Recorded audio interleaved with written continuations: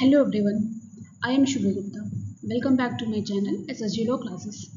And अब मैं एक नई सीरीज चालू करूंगी जिसमें आपको केसेस के नाम, उनका जजमेंट, वो केस किसने सॉल्व किया, जजमेंट किसने डिलीवर किया, कितने जजेस की बेंच थी, कितने जजेस उसमें सिटिंग क्या बताई गई है उसमें। तो ऐसे क्वेश्चन आजकल एग्जाम में बहुत ज़्यादा एक ट्रेंड बन गया है। यूजीसी नेट में ऐसे ज़्यादा बहुत सारे क्वेश्चन, जुडिशरी में बहुत सारे क्वेश्चन ऐसे पूछे जा रहे हैं।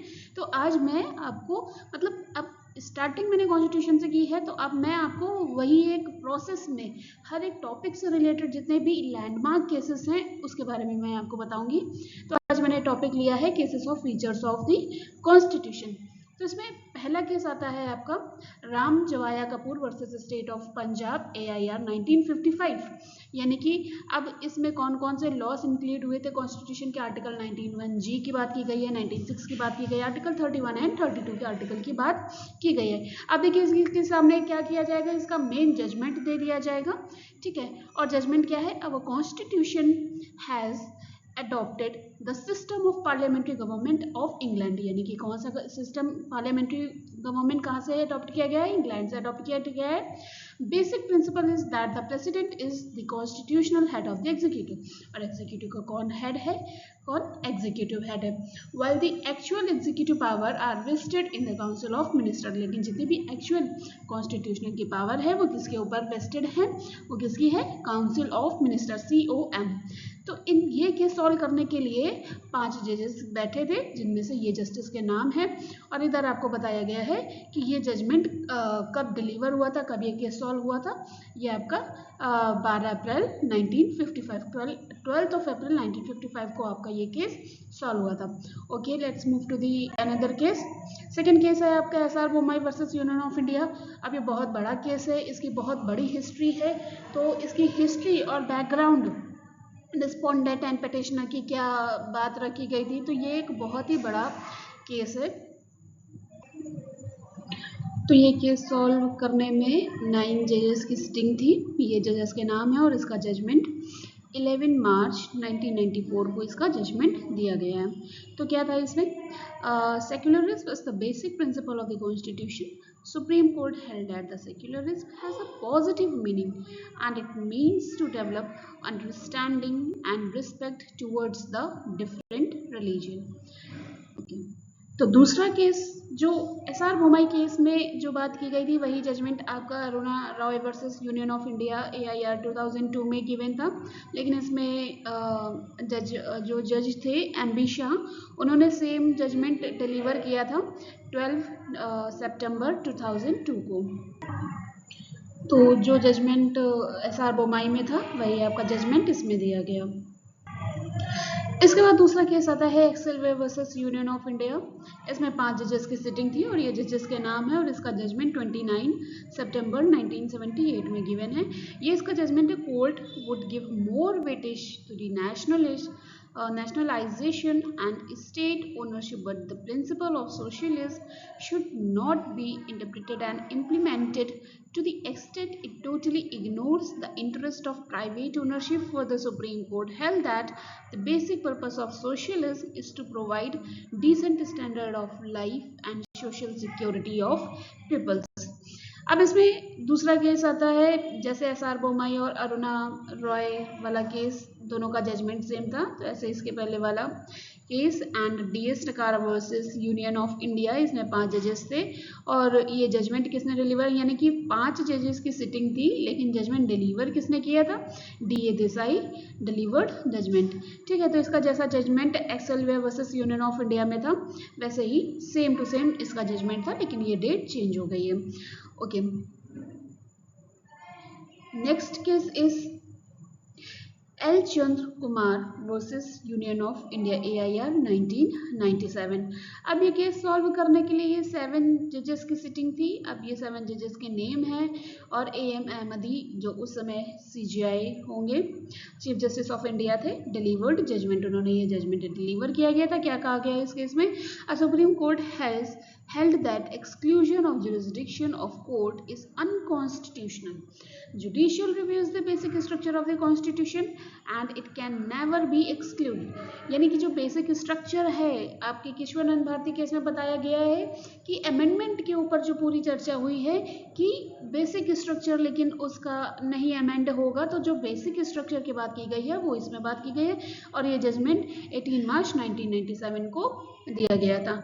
नेक्स्ट केस आपका आता है कि state of West Bengal versus union of India AIR और 1963। यहाँ पे 6 जजेस की बेंच थी। BP सिन्हा उस समय चीफ जस्टिस थे। BP सिन्हा ने ही जजमेंट डिलीवर किया गया था ये 6 जजेस के बीच में, और ये जजमेंट कब डिलीवर हुआ था? 21 दिसंबर 1962।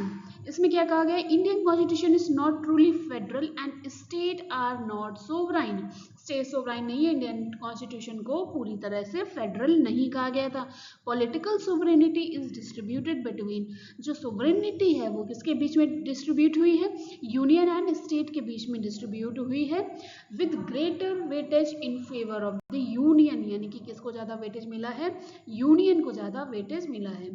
ओके, सो नेक्स्ट केस है आपके state of Rajasthan versus union of India AIR 1977। इसमें भी 7 जजेस थे और ये जजमेंट किसने डिलीवर किया? M Hamidullah Beg delivered judgment. ठीक है, और इसकी में देखिए ये जजमेंट कब दिया गया? 6 मई 1977। और इंडियन यूनियन इज फेडरल, इसके पहले वाले केस में बताया गया था कि यूनियन को ज़्यादा पावर दी गई थी।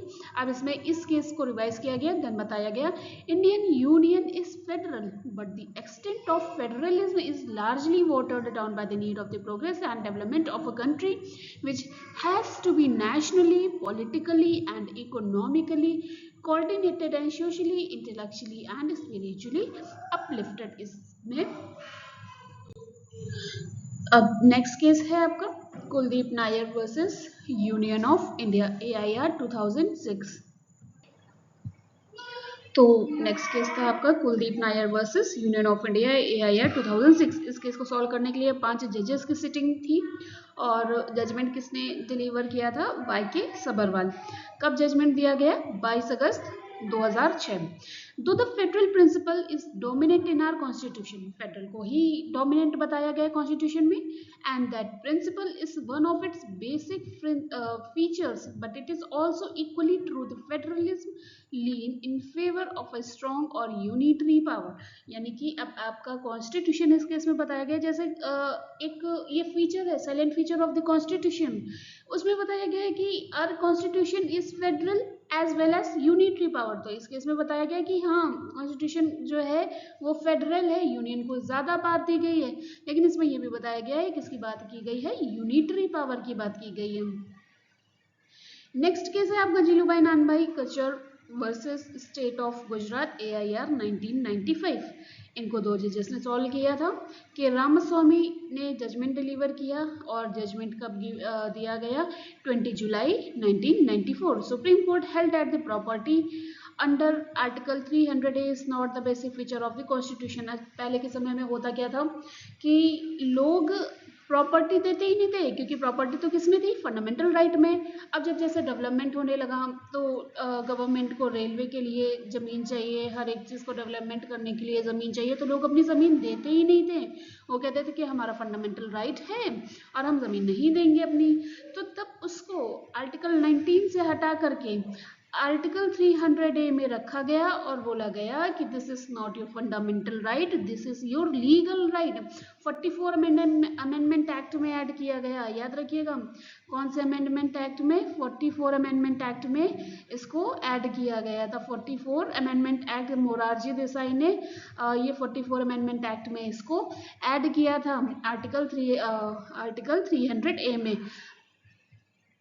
Okay, next case K Lakshmi Narayan versus union of India 2020 का केस है। ये भी AP Shahi chief justice of India थे, उन्होंने जजमेंट डिलीवर किया। जजमेंट कब डिलीवर हुआ? 11 मार्च 2020। The constitutional convention are born and recognise the working of the constitution. The purpose and objective of Constitutional Convention is to ensure that the legal framework of the Constitution is operated in accordance with the constitutional values and constitutional morality. किसकी बात कही गई है इसमें? Constitutional values की और constitution morality की. The convention are not static but change in the constitutional values and constitutional interpretation. ये आपका लास्ट केस था. ओके, तो ये फीचर्स ऑफ इंडियन कॉन्स्टिट्यूशन जो आपके सैलिएंट फीचर्स हैं वो इंडियन कॉन्स्टिट्यूशन के उससे रिलेटेड कौन कौन से केस थे, तो वो आज मैंने आपको बताया कि किस केस में क्या जजमेंट गिवन है, कौन सी तारीख को जजमेंट डिलीवर हुआ, कितने जजेस की बेंच बैठी थी हर एक पर्टिकुलर केस को सॉल्व करने के लिए, और उसमें से जितने भी जजेस उस बेंच में बैठे थे उसमें से जजमेंट किसने डिलीवर किया था. तो ये सारी प्रॉब्लम सॉल्व करने के लिए मैं एक सीरीज चलाऊंगी.